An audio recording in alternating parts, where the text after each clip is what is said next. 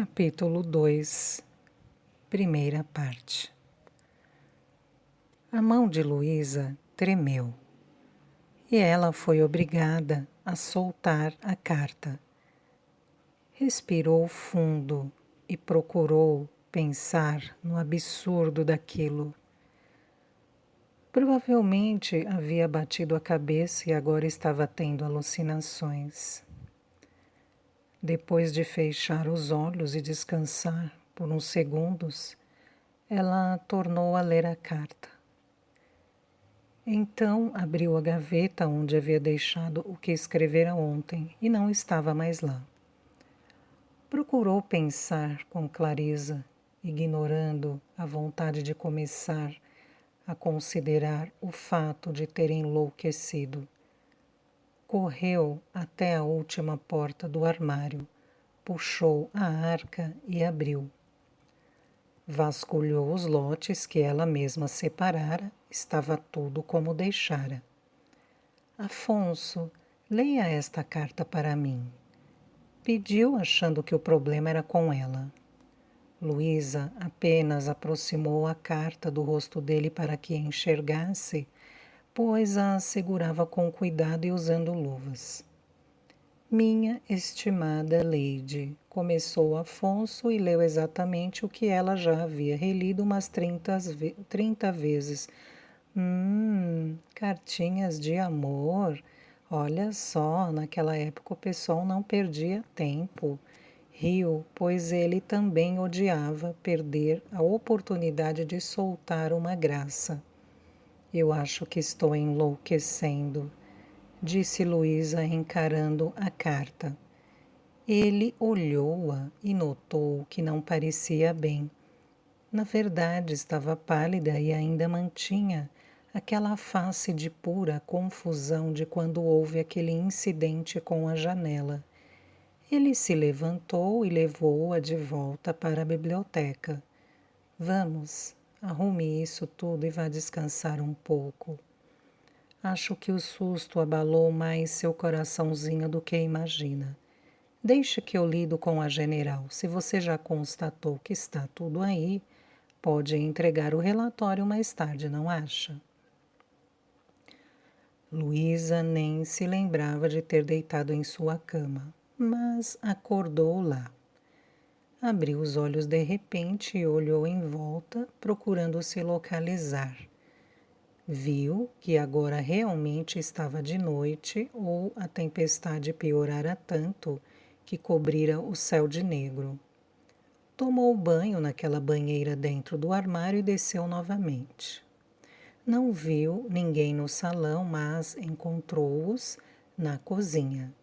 Chegou a tempo de ainda pegar o jantar. Beth estava tão calma que até se movia lentamente, com certeza sob o efeito de calmantes. Pelo menos disse que não ia ler nada essa hora, mas queria o relatório amanhã cedo e sem desculpas. Depois de comer, Luísa correu para a biblioteca e ficou andando de um lado para o outro. De tempo em tempo, olhava a janela que se abrira e ainda estava emparreirada pela viga de madeira. Ela foi até a mesa, sentou e olhou para as folhas. Havia escrito no bloco que obviamente tinha um papel bem diferente daquele usado pelo conde. Procurou novamente nas gavetas e não achou sua suposta carta. Suspirou e olhou bem o papel. Não podia estar considerando fazer isso, mas pegou a caneta. Meu estimado conde, não me recordo de ter recebido suas anotações. De qualquer forma, não posso lhe informar meu paradeiro, pois acredito que pretende apenas castigar-me por achar que tenho lido o que não devo. Agradeço tamanha gentileza, mas posso pegar as frutas sozinha. Agrada-me saber de sua resolução. L.C. Luísa não acreditou que estava fazendo isso e também não acreditava no que havia acontecido. Só podia ser alguém lhe pregando uma peça. Mas quem? Aliás, quem poderia copiar a letra do conde com tamanha perfeição e ainda ter o tipo de papel que ele usava e parecendo tão antigo quanto os outros? Até os resquícios da cera que ele utilizava para fechar suas cartas estava lá. Luísa sabia que falsificadores profissionais até poderiam dar um jeito de fazer isso, mas não havia nenhum no castelo e precisariam de um pouco mais de tempo. Por que aquela carta não estava ali quando ela começou a trabalhar de manhã? Amorzinho, vamos passear, disse Afonso parado na porta do quarto de Luísa. Já estava vestido e com o seu cabelo castanho escuro bem penteado. Hoje, o item chamativo era o casaco roxo, lindo, com botões grandes e estilo moderno demais para aquela cidadezinha. Como assim? Ela coçou o olho com as costas da mão. Sair aqui do castelo, querida, não está afim? Ele entrou e foi até a cama. Vamos, vamos. Lá embaixo, nessa cidadezinha cinematográfica, deve ter umas esculturas melhores para apreciarmos. Foi puxando-a para se levantar. Mas não está tudo alagado? Luísa deixou-se levantar, o cabelo pouco desordenado, porque deitara e apagara completamente. Como você desmaiou na cama, não viu que só caiu uma leva de água, depois ficou fraca. Foi chover em outra vizinhança, graças, porque umidade demais me dá alergia e zoa meu cabelo. Estou sofrendo desde que cheguei neste castelo úmido. Enquanto o carro descia pela estrada do castelo, Luísa olhava para trás. Daquele ponto, ela não podia ver a sua seção. Logo abaixo do castelo, exatamente após a colina em que ele estava instalado, desenvolveu-se uma cidade. Atualmente era cheia de pequenas casas muito charmosas, todas feitas a partir de um padrão, brancas ou cor de creme com telhados de telha vermelha e janelas pequenas. Sempre com 2 andares e com flores enfeitando, mas havia vidro fumê na maioria delas. Era realmente uma cidadezinha com lojas pequenas, lugares diversificados para comer e locais charmosos para hospedagem. Os mais próximos do castelo estavam ocupados ou reservados. Para chegar à colina era preciso passar por uma rua estreita de pedras, repleta de casas dos 2 lados.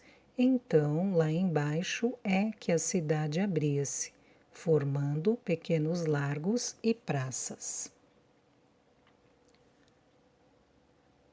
Luísa passou na farmácia e na mercearia.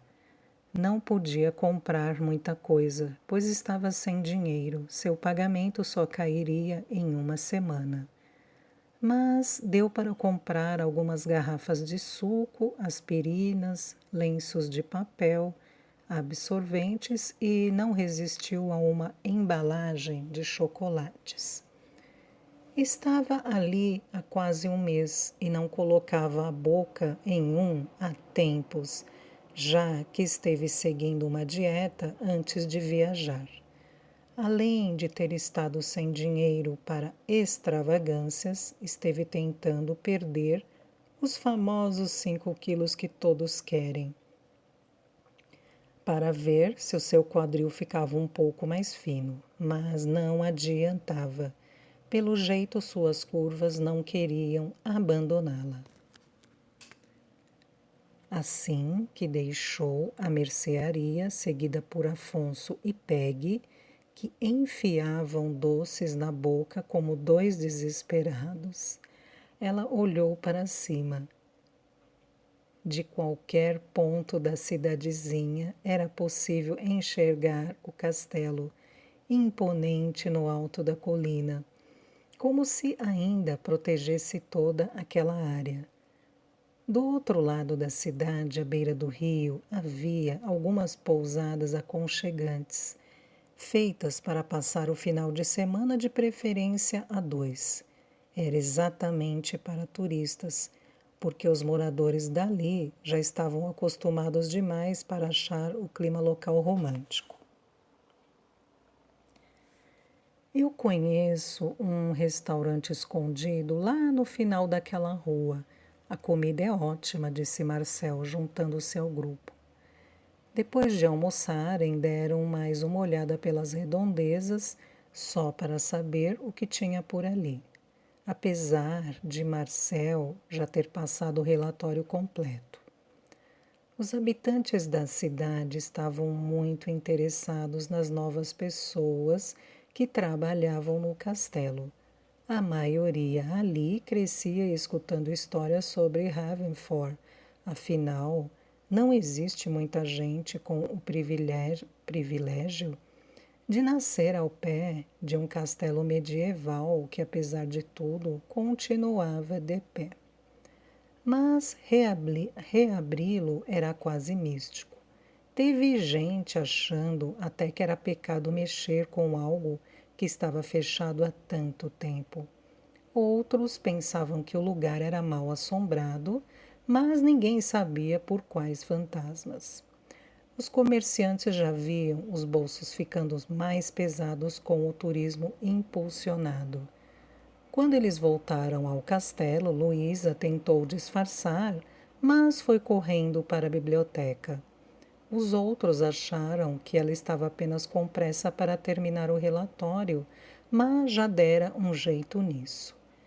Dessa vez não havia nada em sua mesa. Ela procurou, olhou nos lotes, na data que deveria aparecer. Já estava considerando que havia sido apenas uma brincadeira, mas abriu a antiga arca do conde e lá estava a carta, no canto. Fora de onde deveria estar, como se ela houvesse a deixado ali para arrumar depois. E o mais interessante é que a carta ainda permanecia selada, como se o conde houvesse pressionado seu brasão na cera quente vermelha, lacrado a carta, e desde então ela nunca mais havia sido tocada.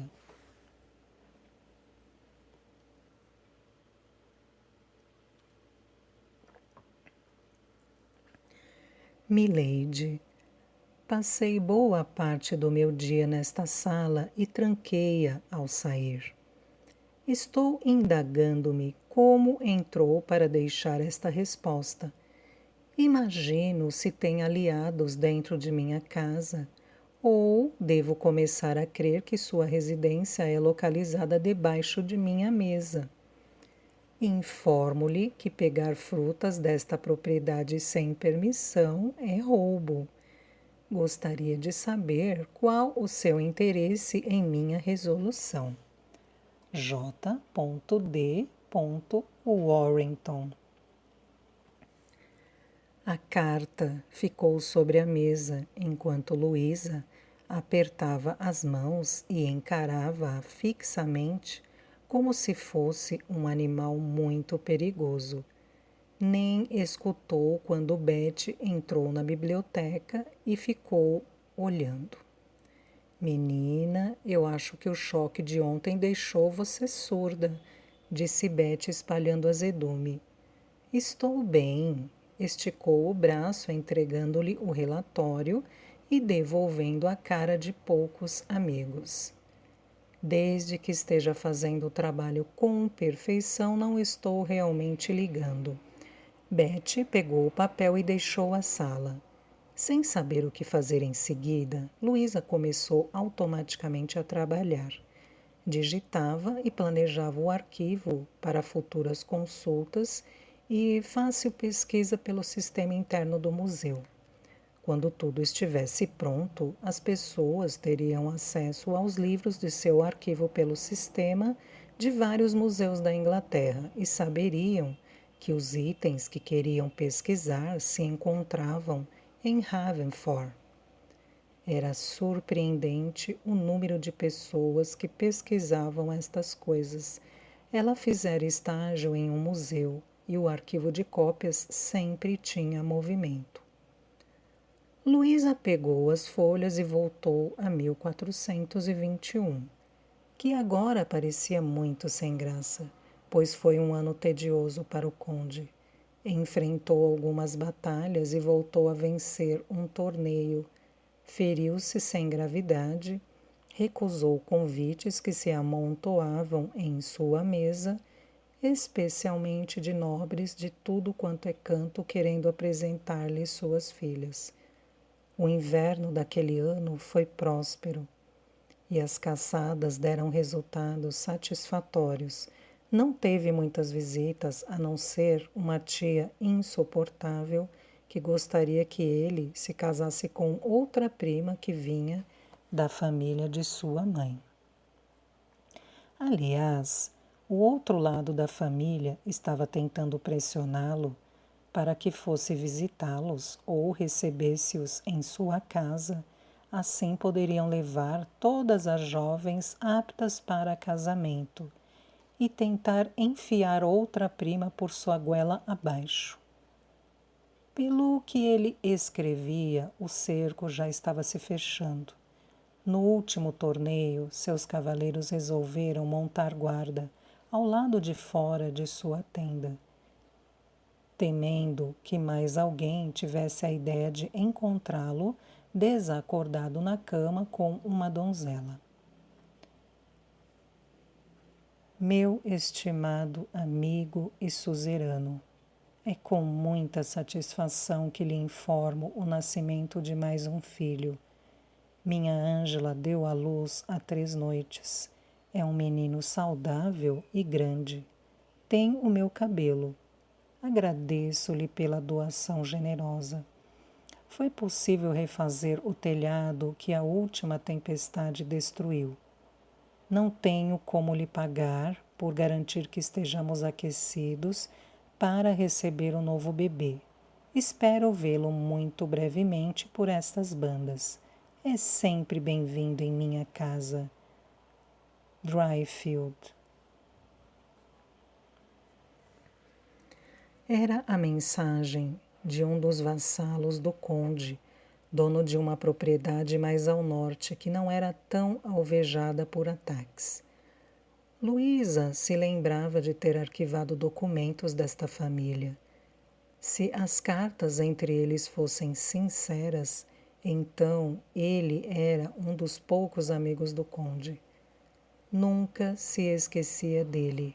Às vezes enviava um mensageiro apenas para saber como Jordan estava e gostava muito de compartilhar acontecimentos relevantes de sua vida e demonstrava genuína animação pelas aventuras nas quais o conde se envolvia, mesmo que nem sempre por vontade própria. Meu caro amigo, alegra-me muito saber que sua família continua crescendo. Felicite sua senhora e dê lembranças a seus outros filhos. Mandei Elrin ir visitá-lo. Tenho certeza que ele gostará de conhecer o irmão e rever os pais. E não faço mais do que minha parte para com um amigo. Minha casa sempre estará com os portões abertos para receber sua grande família. Haverford. Na mesma data da carta, Jordan registrou os eventos do dia e um comentário indicando que os Dryfield tinham a felicidade de ter muitos filhos e que o mais velho, Erin, encontrava-se em Haverford, treinando para cavaleiro, mas que infelizmente não estavam em boas condições financeiras. Fato que para o conde não importava. Ele se odiava por lá, no fundo, invejar Bryce, barão de Dryfield. Era um de seus aliados mais leais e tivera a felicidade de encontrar uma boa pessoa como Angela, a quem se dirigia de forma tão carinhosa. Jordan esteve no casamento deles há muitos anos e, ao lembrar-se da imagem, podia saber como foi diferente de seu próprio casamento. Este não gerara bons sentimentos, tratamentos carinhosos ou um pequenino para embalar e proteger em seus braços por mais de poucos meses. E o pior de tudo é que não havia a quem culpar. Eram os percalços da vida e ele tinha que se manter forte enquanto passava por eles. Era seu dever e o mínimo que esperavam dele como lorde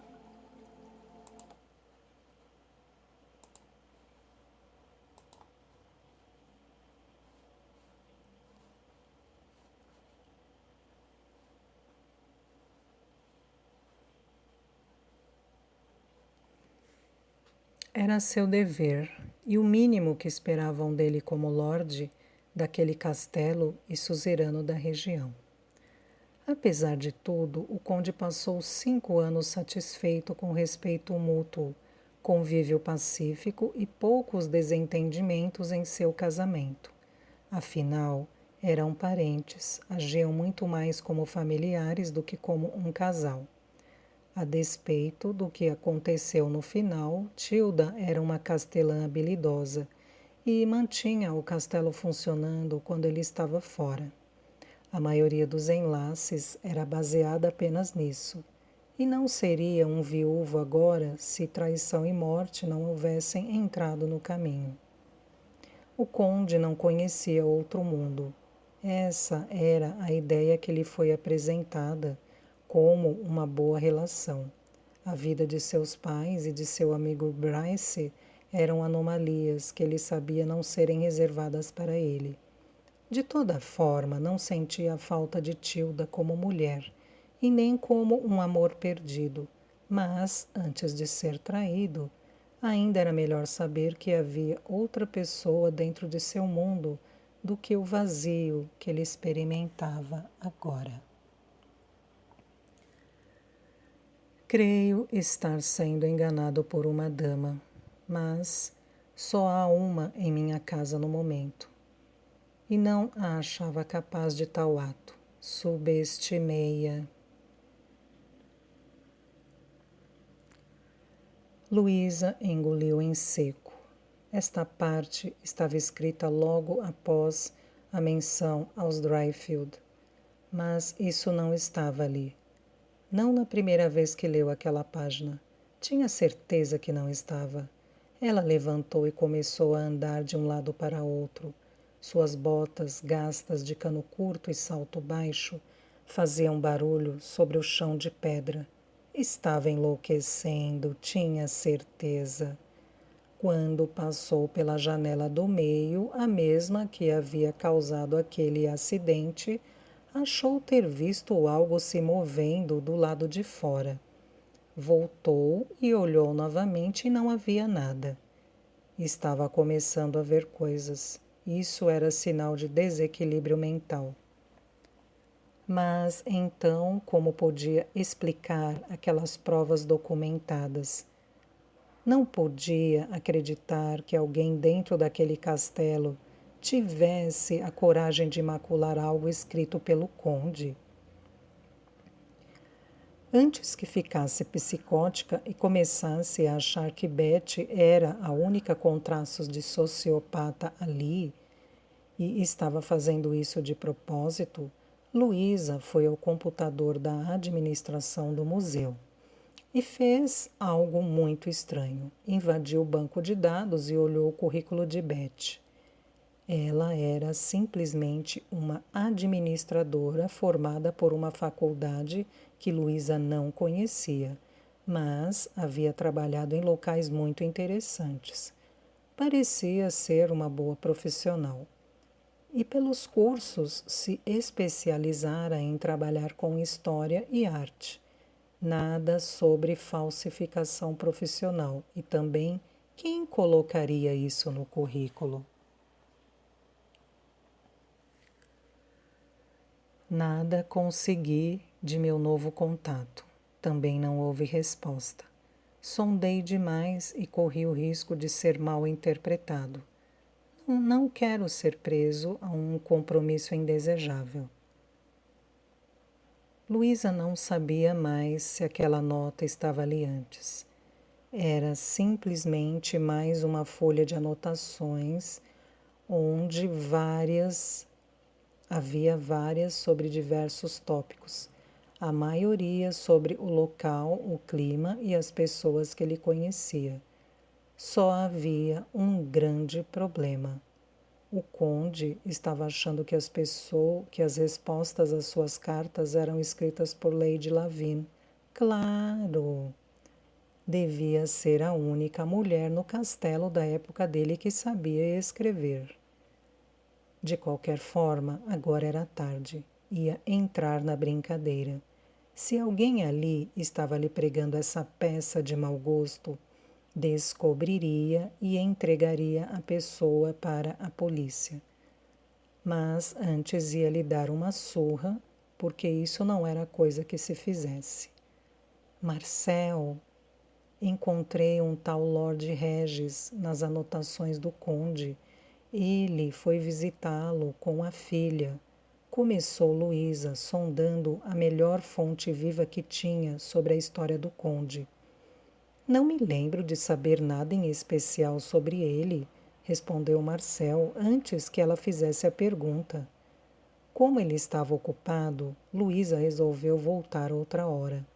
Novamente escreveu em seu bloco e colocou dentro da gaveta, trancando-a em seguida.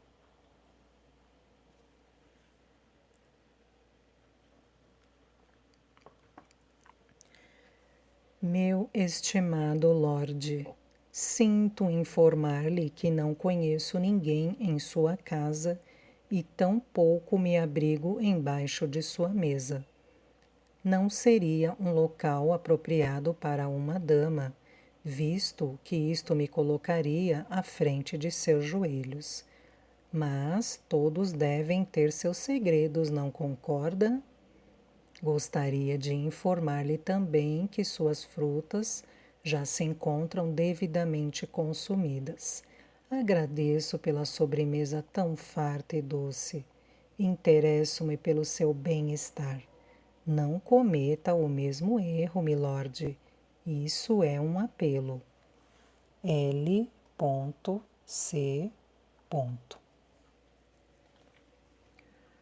Após trancar a gaveta, Luísa pendurou a chave junto com o pingente do colar em seu pescoço.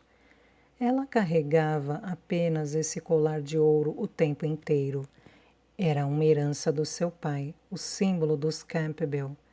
Infelizmente, o sistema de câmeras do castelo ainda não estava instalado, ou já teria checado. À noite, trancou a porta da sala e ficou bem ao lado dela, envolvida em um edredom. Podia até cochilar, mas se alguém entrasse, seria obrigado a acordá-la. Só no meio da madrugada, ela acabou se entregando e cochilou por uns 5 minutos. Ao notar, resolveu usar outra estratégia. Sentou-se à mesa bem à frente da gaveta. Seria impossível abri-la sem acordá-la. Então pôde dormir. Luísa, está aí dentro? Ela acordou com batidas na porta. Levantou rapidamente da cadeira e sentiu uma dor desconfortável nas costas e no pescoço. Abriu a porta e deu de cara com Afonso. Meu bem, assim não dá. Você dormiu aí dentro de novo. Foi preciso. Por quê? Ela não ia contar uma maluquice daquela para Afonso. Ele ia desistir de ser seu amigo por achá-la uma louca. Já estava se dando muito bem com ele. Descobriram vários gostos em comum. Sábado à noite juntava-se a ele e Peggy para ver filmes, principalmente aqueles com galãs dos quais os três eram fãs. Atualmente estavam num frenesi total com o Homem de Ferro 2, já tinham visto o filme 3 vezes e decorado as falas. Como os novos DVDs que encomendaram ainda não haviam chegado e a TV a cabo precisava ser instalada, já estavam ficando sem opções. Então assistiam apenas um filme por sábado. Eu me senti tão cansada que não tive coragem de subir aquela escadaria. Está me dizendo que você nem trocou de roupa e tomou um banhozinho? Ela abriu um pouco o edredom e mostrou que estava com roupa de dormir. Felizmente, Afonso ficou muito mais interessado em saber a marca do pijama dela do que reparar nos seios pressionados contra o tecido. Então você está me dizendo que subiu, atravessou este castelo enorme, tomou banho, trocou de roupa e ainda teve a coragem de voltar tudo e ficar nesta sala? Enquanto lá em cima tem um colchão maravilhoso e uma lareira que você pode acender. Ele disse, movendo uma das mãos no ar e apontando para ela no final. Um colchão que fica pequeno na cama, mas sim, fiz isso. Você é louca, queridinha, louquinha de pedra. Agora vai por uma roupa que daqui a pouco os trogloditas da manutenção chegam. E não quero que você roube toda a atenção dos únicos filés da área com esse seu corpinho pecaminoso. Afonso nem precisava dizer. Luísa já sabia que estava louca. Mas que remédio havia? Quem ia conseguir fazê-la parar de checar aquela arca e ficar pensando em boas respostas para aquele conde educado e gentil? Sim, ela já estava fantasiando como uma garotinha romântica, imaginando toda aquela história maravilhosa que ela já estudara o suficiente para saber que era mentira.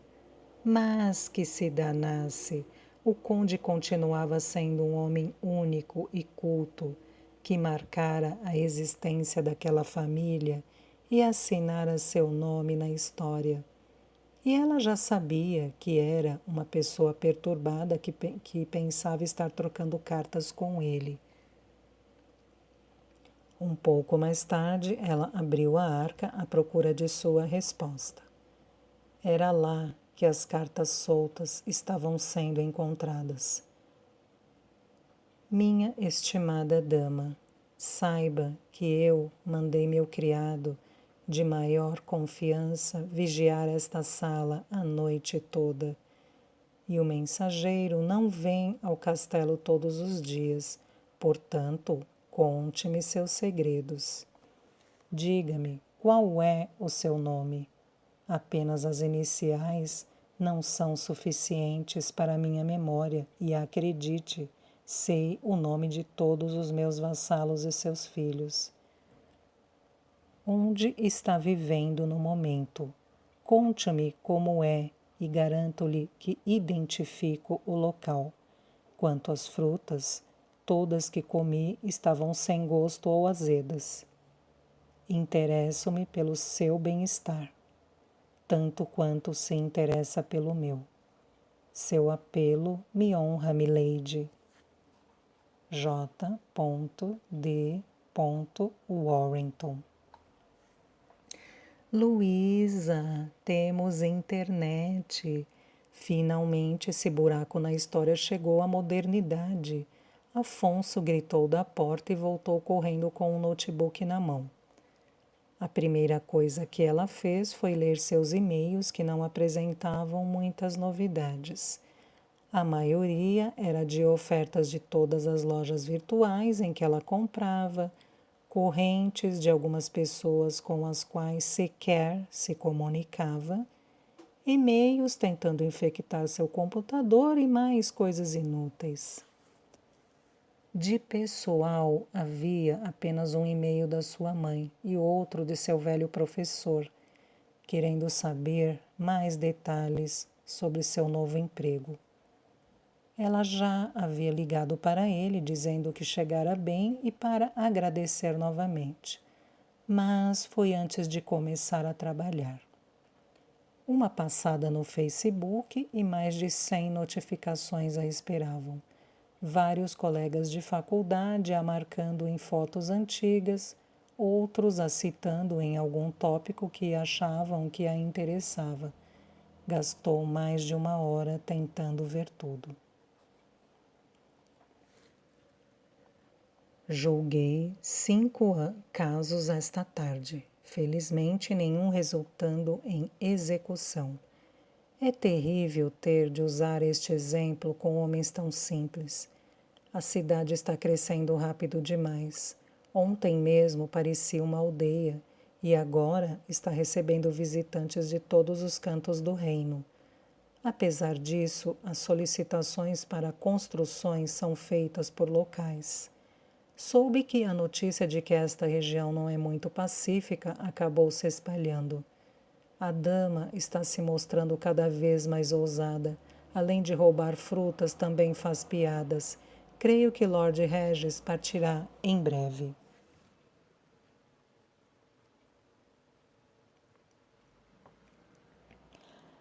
Cansada, Luísa apoiou o cotovelo na mesa e descansou todo o peso da cabeça na mão. Seu pescoço ainda doía, depois de ter dormido naquela posição ingrata. Ficou olhando os pássaros voando de uma árvore para outra e piando alto. Foi observando a paisagem e piscou repetidas vezes, ficando sonolenta. Seus olhos estavam quase se fechando quando viu novamente uma movimentação do lado de fora. Achou que eram os homens da reforma. Eram os únicos que passavam, só que muito raramente. A figura estava longe, parada e de costas. Inclinando-se para trás, Luísa achou que veria melhor pela janela, que ficava na parede ao seu lado, mas não havia nada lá. Ela levantou, foi andando para perto da janela, sua mente raciocinando o que ela não queria. Nada. Andou para o lado até a segunda janela, a mesma que abrira na tempestade e da qual ela tinha até medo de se aproximar. E lá estava. Só que agora em movimento. Ela respirou fundo e esperou o sonho acabar, continuando no mesmo lugar, mas foi a figura do lado de fora que desapareceu. Meu estimado Lorde, precisa parar de me vigiar. Seus criados não poderão me encontrar, e segredos perdem seu propósito se forem contados. Já que Milord insiste, vamos passar o tempo. Eu lhe escrevo de uma sala muito grande, não muito aconchegante, mas é meu lugar de sossego. Creio que entende o que quero dizer. Aqui faz muito frio à noite e essas pedras precisam de mais adornos. De minha janela eu vejo campos extensos e longínquos, mas não estão mais tão verdes e nem conservados.